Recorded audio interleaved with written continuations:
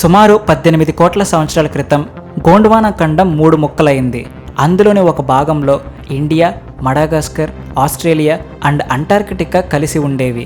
ఇవన్నీ కలిసి ఒకే భాగంగా ప్రయాణం మొదలుపెట్టాయి. ఆ తర్వాత 15 కోట్ల సంవత్సరాల క్రితం మన ఇండియాకి మరియు మడగాస్కర్కి మధ్య ఉన్న మస్కరేన్ ప్లాట్యూ ప్రాంతంలో మళ్ళీ లావా భూమి ఉపరితలంపైకి చేరడం మొదలుపెట్టింది. దానివల్ల మడగాస్కర్ మన ఇండియా నుంచి సపరేట్ అయిపోయింది. ఇక్కడే మన ఇండియాకి ఒక అద్భుతం జరిగింది. అవే వెస్ట్రన్ ఘాట్స్. మడగాస్కర్ మరియు ఇండియా సపరేట్ అయిపోయేటప్పుడు భూగర్భంలో నుంచి పైకి వచ్చిన లావా వల్లనే వెస్ట్రన్ ఘాట్స్ అంటే పడమర కనుమలు పుట్టుకొచ్చాయి. లోపల జరిగే ప్రెషర్ అండ్ హీట్కి లావా ఉపరితలం పైకి చేరి లేయర్ బై లేయర్ పేర్చుకుంటూ కొండలను తయారు చేస్తుంది. అందుకే ఈ మస్కరేన్ ప్లాట్యూలో నుంచి వచ్చిన లావా వలన ఒకవైపు మడగాస్కర్ సపరేట్ అయిపోయింది, ఇంకొక వైపు మన దేశానికి పడమర కనుమలు పుట్టుకొచ్చాయి.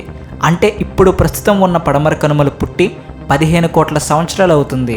ఇప్పుడు ఈ వెస్ట్రన్ ఘాట్స్ వల్లనే మన సౌత్ ఇండియాలో పుష్కలంగా వర్షాలు కురుస్తున్నాయి, మంచి సీజన్స్ వస్తున్నాయి.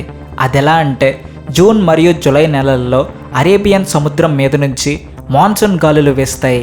ఈ గాలులలో తేమ ఎక్కువగా ఉంటుంది. వీటినే మనం ఋతుపవనాలు అని పిలుస్తాం.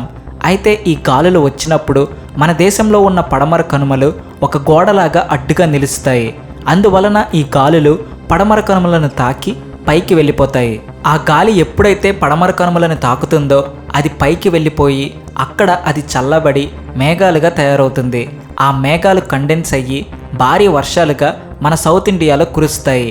ఆ వర్షాల వల్లనే ఇప్పుడు మనకి పుష్కలంగా పంటలు పండుతున్నాయి, 3 పూటలా తినగలుగుతున్నాం. అందుకే మీరు అబ్జర్వ్ చేస్తే గోవా, కేరళ అండ్ కర్ణాటకలో ఎక్కువ పచ్చదనం కనిపిస్తుంది, మంచి క్లైమేట్ ఉంటుంది. దానికి కారణం ఈ వెస్ట్రన్ ఘాట్సే.